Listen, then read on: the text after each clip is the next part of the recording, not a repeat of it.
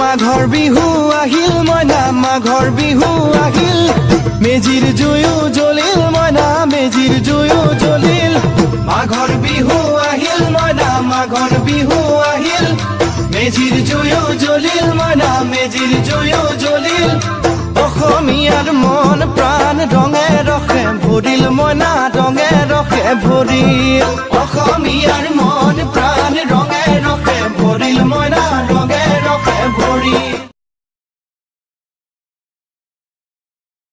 Hey guys, good evening. বহুত দিনৰ মূৰত আপোনালোকৰ লগত লগ পাইছোঁ আৰু মই দেখাব ওলাইছোঁ চাওক এয়া কি কৰিছা মাই ডিয়াৰ হাজবেণ্ড বিহু ঘৰ যাও তো আমাৰ বিহুৰ কাৰণে কাম কাজ কৰা হৈয়ে গ'ল আৰু আপোনালোকে কেনেধৰণে কামৰ প্ৰস্তুতি কৰিছে জনাবচোন কমেণ্ট কৰি।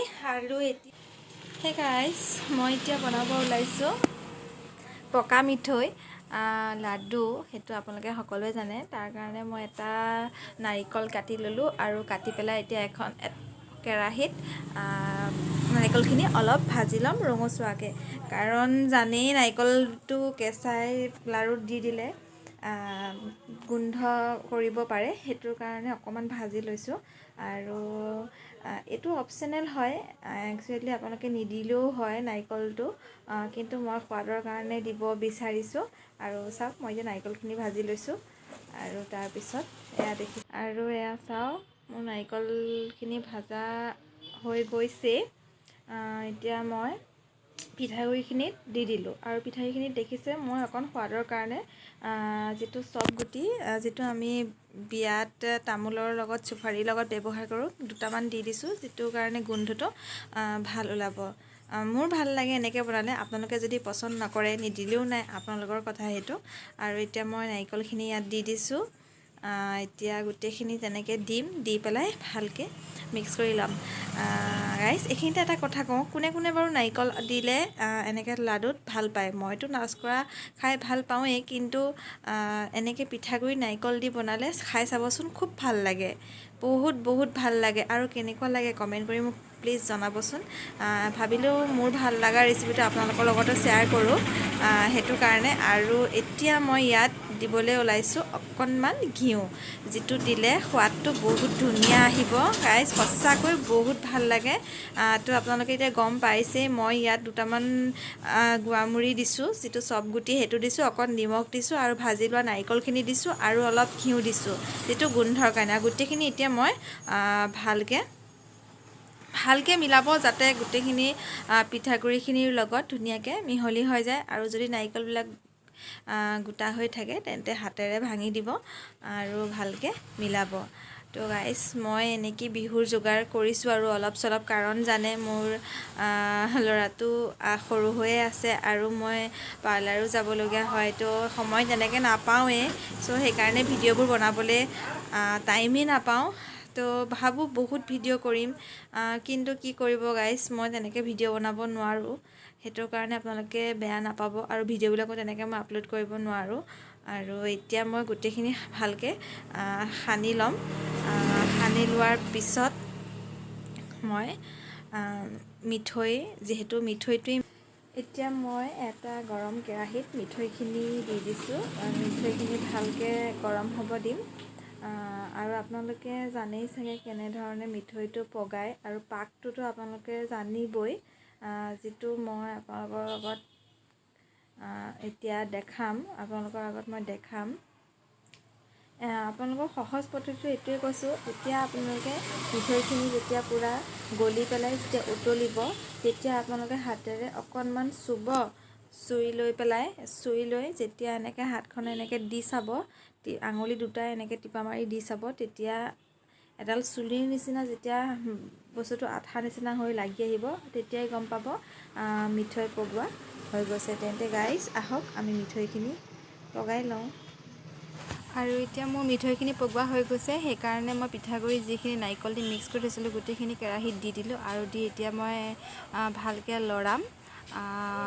আৰু পিঠাগুড়ি আপোনালোকে একেবাৰে দি নিদিব, অলপকৈ দিব, যাতে পিঠাগুড়িখিনি ভালকৈ মিহলি হয়।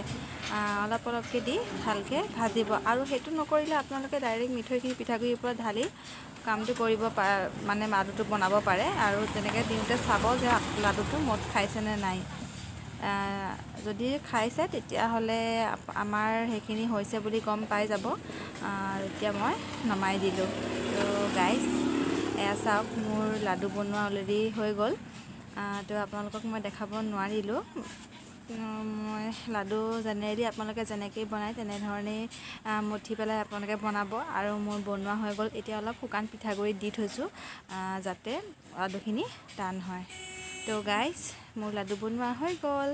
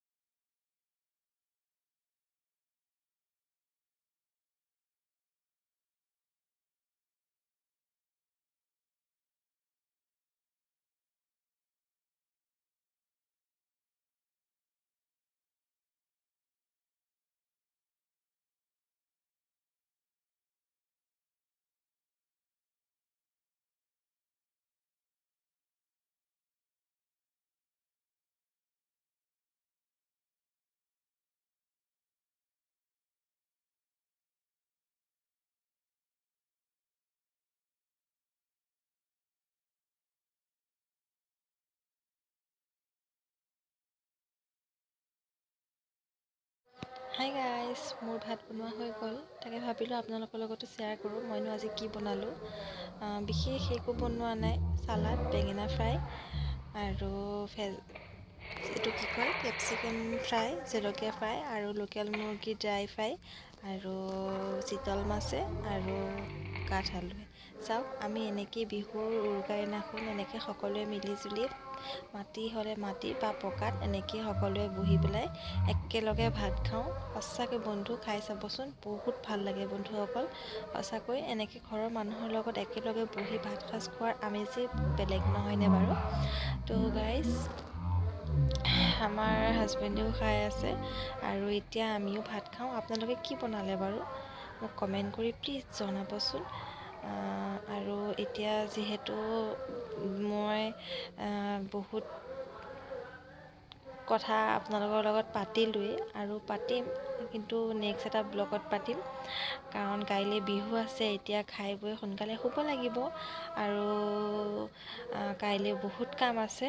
তো কাইলৈ ভিডিঅ' বনাই আপোনালোকক মই আপলোড কৰিম। তেতিয়া আপোনালোকে কমেণ্ট কৰি জনাবচোন মোৰ কেনেকুৱা হৈছে আজি খাদ্যবোৰ, আৰু আপোনালোকেনো কি বনাইছে। প্লিজ গাইজ কমেণ্ট কৰি জনাব। আজিৰ কাৰণে ইমানতে ভিডিঅ'টো সামৰণি মাৰোঁ বুলি ভাবিলোঁ। সেইকাৰণে ভাবিলোঁ ৰিয়ানক এবাৰ আপোনালোকক দেখাওঁ। কাৰণ ৰিয়ান এইকেইদিন ভিডিঅ'ত এটাওতো মই উলিয়াব পৰা নাই, কাৰণ ৰিয়ান মোৰ লগত নাথাকেই।